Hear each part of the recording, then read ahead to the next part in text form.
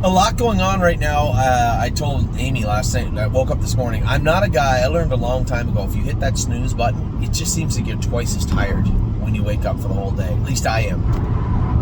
And I'm not a snooze button guy, but man, I was tired today, this morning when I woke up, and I'm looking forward to having a nap, at least for a short period of time this afternoon after the kids get home from school, before I have to go again. I got to take Addie to soccer. I got to take Ava to dance. So I have a full dance card myself for the rest of the day. But in between school and soccer, there might be an hour and a half there where I can get down a little bit, maybe. I had to get up early this morning again. I left as early as I could. I dropped the kids off at school.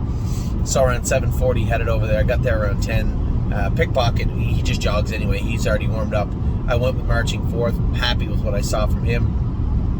You know, as I was we just schooled him off the gate just as slow. I only went 3/8 of a mile with him. Just wanted to make sure I was comfortable with the gear, because if we raced him on Friday, I couldn't drive him, which I've never driven him before. I don't think it's a huge detriment. The problem was when I come off the track, I said to Tim, this horse should be racing in the condition claimers at Northfield. 9-3 might be a bit salty for him. A 55 mile in Lexington does not translate well to 55 at the Meadows. He said, well, that ship sailed. He drew the 9-hole on Friday. Oh, which only made me more upset. It is what it is. I think it's one of those situations where, if he had went out and just felt amazing, I would have been like, we'll try him in there. We'll leave him over here, because it's we're kind of full at Northfield in that class anyway. And as it turned out, he probably wouldn't get in next week anyway, being in 8, 9, 10 days. We have a couple of horses that fit before him. It would have been tight. Either way, he's got the 9-hole Friday at the Meadows. I'm not sure who's going to drive him. I don't think it matters. Any one of the guys we usually use to do a great job with this horse. My biggest concern is, does he actually fit in the 9-3? Now, mathematically he does, but I think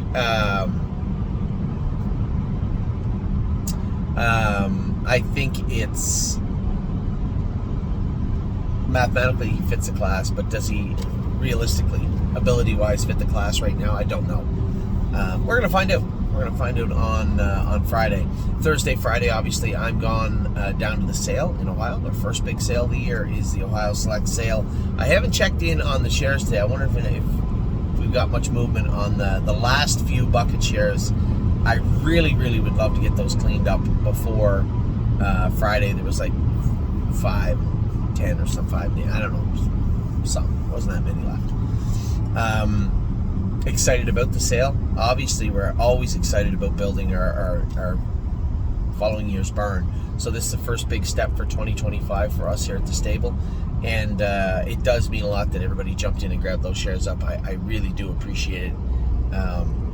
Very, very excited about Friday down in Southern Ohio. Now, we were talking about shares. Wendy I dropped Vehement on her yesterday afternoon, and her and Amy are in the midst of doing. I always pick the wrong lane. I'm always apprehensive. I get to the. I should have just stayed over there. I get to the line for Ohio, Pennsylvania, where they have the Easy Pass. Always stay in the Easy Pass lane if you have an Easy Pass. Although it looks like I might have made the right choice here, maybe. I'm sure this guy will stall out or run out of gas or... Oh, no, he had an Easy Pass. My lucky day. I picked the right line. First time in forever. Wendy was doing the shares last night. A million people messaged me. I told you guys, the horse sold out. We could have sold them 8 times over, it seemed like. All the 100 shares were gone within minutes. Well under 10 minutes. And there were still 6 shares showing on the front end of the site as Wendy was pairing people up, somebody has to actually move the shares from one place to another. And Wendy was doing that. And there was 6 shares that were showing on the public market, and I had to email her, please take those down. I have 18 emails from people saying, can I have those shares? Can I have one of those shares? Any of those shares? Is there any left? You guys have really run through me this week. I really did want to keep a piece of one of these horses that we had just bought, but I'm not going to hold back shares of Vehement when all of our clients are asking for them. So I have no shares of him. I think I had shut out on every horse we bought recently. I've given up the shares I was planning on keeping. We plan on procuring more horses that are going to fit. I constantly beat that drum of that immediate impact type horse, and that's what we look for in the fall, right? This is the first year we've rested horses. We're going to take them back and race in the early part of the winter. Before, it was kind of sparse, right? Throughout the winter, we had a few racing here and there. Some that were okay, some that were doing good. We always had Looks Like Money that were racing, or Spitfire Overseas, or one of those horses. We're always on the go. Texong was doing good last winter, but it just seemed like we were always missing a little bit. There will be no missing this winter between the horses we've purchased to race and the horses we're bringing back. It should be a much more busy schedule for the stable.ca this winter. Now, this morning I did wake up, all this rattling around in my head, the shares of Vehement, and getting the shares sold out for the bucket. Don't know if I told you, but there are some shares left. A couple of I'm so surprised that the more economical bucket we built is the one that had the most shares left. I think it is where I frame it like that, but that's only because it's a smaller financial number. I think we'll probably have 2, 3, 4 at the very most horses in the economical bucket, maybe 5, and at the very most 6, likely 5 in the middle bucket, and then the one horse in the premium horse one.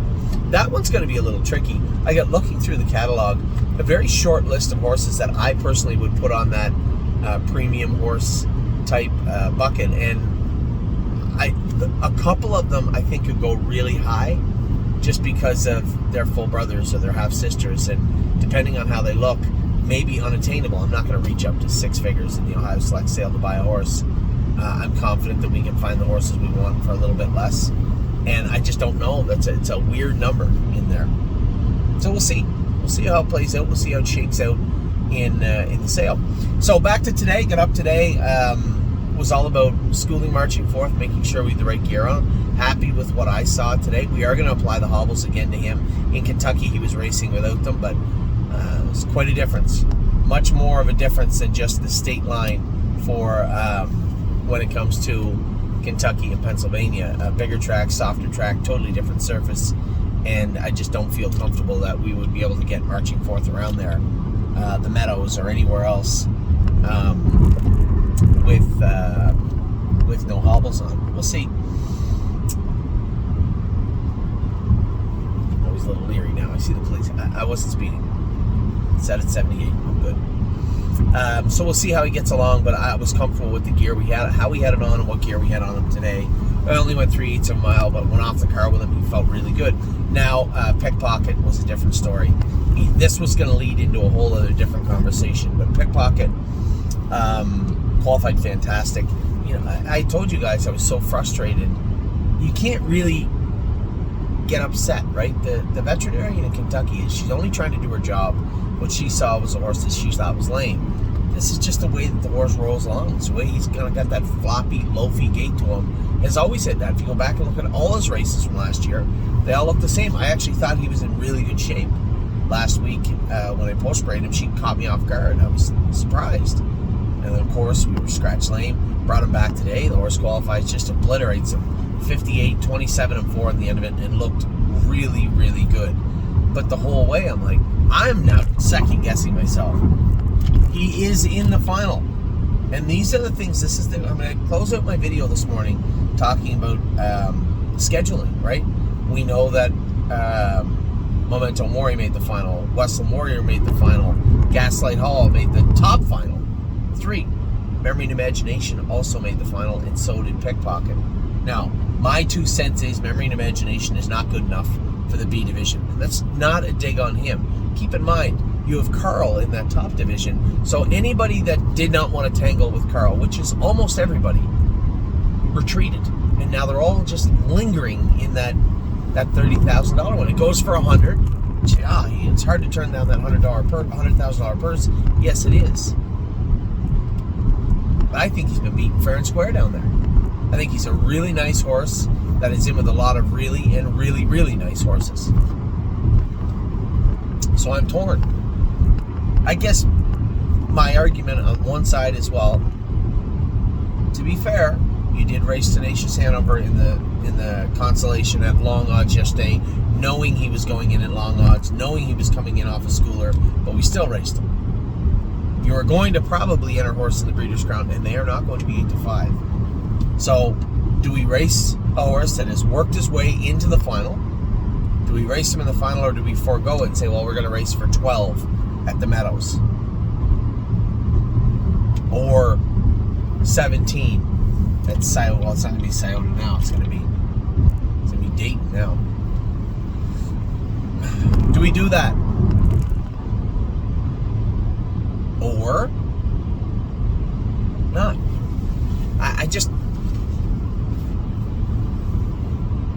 I feel when this shakes out, I've seen this play out before in my mind. I think he'll probably end up racing in the final, I guess. It was just my horse and my horse alone, which I do tell everybody. I treat all the horses and all the money like it's mine. Do I play the long game with him and say, hey, I can mull the non-winners of 5 but 8, take our time, make our way through that class, and then decide what we're going to do with them? Oh, we have a ton of options with a horse like Memory and Imagination. Man, can race in multiple states, in multiple races. We still have Corbin with him also. Are all those horses in the 30,000 division going to Corbin? I doubt it. Some might. But again, now you're moving from a mile to a 5/8. So now you're coming into my house a little bit. You saw how good that horse raced at the Poconos yesterday.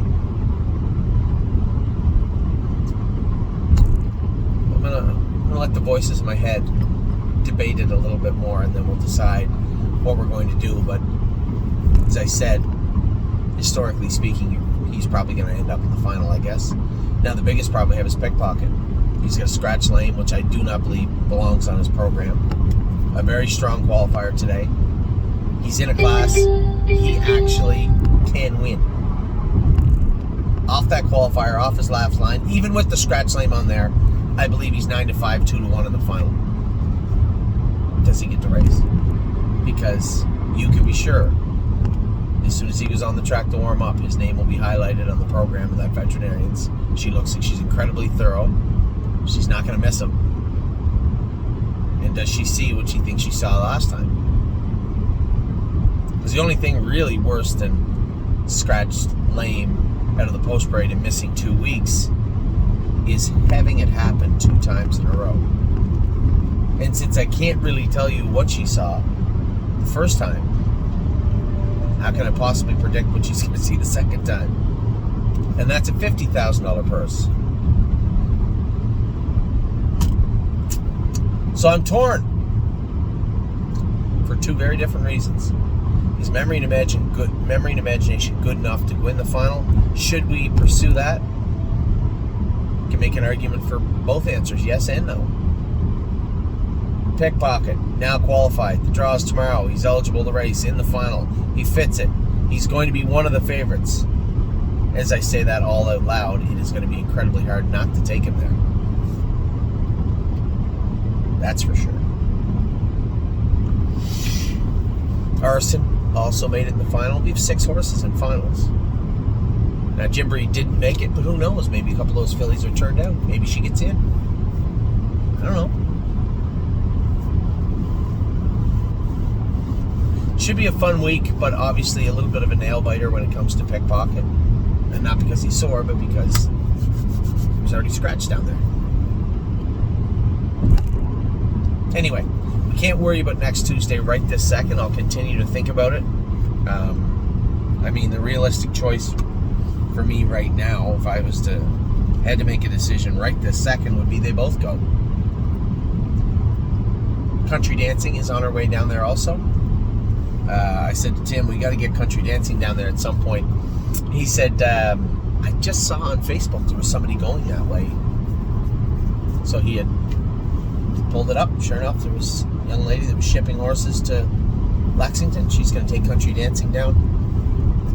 Memory and Imagination and Pickpocket, I want Dr. Latessa to look at before they go anywhere. So they're probably going to join they're probably going to join Eric down there a little bit later, probably Saturday, Sunday, something like that. I believe the finals are on Tuesday, Monday. I'm not sure. I have to look that up. Anyway, that's what's going on right now. That's what went on this morning. That's what's rattling around in my head as I drive back to Ohio. Not a busy day tonight aside from the girls. Addie, as I said, has soccer. Ava has dance. That means Daddy has soccer and dance. So, could be worse. Amy had to take Oliver back to Ontario for a tryout, which I assume is, I'm not going to say it is a formality, but it should be a formality. He's decided he wants to play in Guelph again in 2025. Yay! You know what? I think Amy and I talked at length with the kids and the sports, and you know what? I think it's like most of you out there. If we can possibly do it, we're going to do it for them. So that's the plan for all the kids. That's the plan for all the sports, and that is your day in a nutshell. Now, in another hour or so, Grand Slam deal goes behind the gate, and then tonight from post 8, I'm Fancy Light. Not a busy day at the track. It'll get busy really quick, but nevertheless, the storyline of the week, aside from Jug Week starting on Sunday and a number of horses racing on Sunday, is Gaslight Hall racing for 400 on Sunday. James will actually drive him. You know, somebody said, I wish you could go down and drive him. I'd love to go down and drive him. But truthfully speaking, you're one of the hottest drivers in North America, in my brother, and he is. I don't think I'm biased in saying that. I think he is. Who knows the horse very well.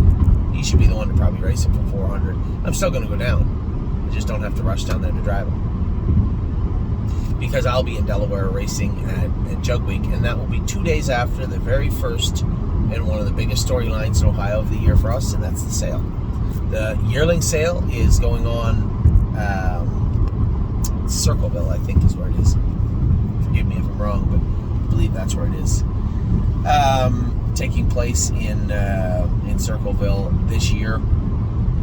It should be a lot of fun. It should be a good time. As I said, I've told everybody, my lists are all set in stone now. I am ready for the Ohio sale. I know exactly what I'm looking for. I know exactly what I'm looking to pay for them. And I'm sure everything will work out well. Thursday, everybody that is in the stable is welcome and invited to come down and look through the horses with us. Viewing day. We're going to talk about what we saw, what we didn't see, what we'd like to see, what we thought we saw, and decide what's up for Friday at the sale. So with that, I'll let you go. I hope you've had a wonderful last 24 hours. Happy for the most part about the Poconos. A little unhappy with Time Is On My Side's break, and he did cut his foot, but he's fine. I checked in on him today with Tim. He's perfectly fine. So it's still full speed ahead for the Jug. And very happy with Memory and Imagination, and just, I guess, a reckoning when it came to Tenacious Hanover. It was a bad spot to put him in, and he'll bounce back next week in the Nommers at 2 of that, I am certain. So with that, I'll let you go. Take care. Have a wonderful rest of your day. The weather is absolutely beautiful, both in Pennsylvania and Ohio today, and I hope it is great wherever you are as well. Take care.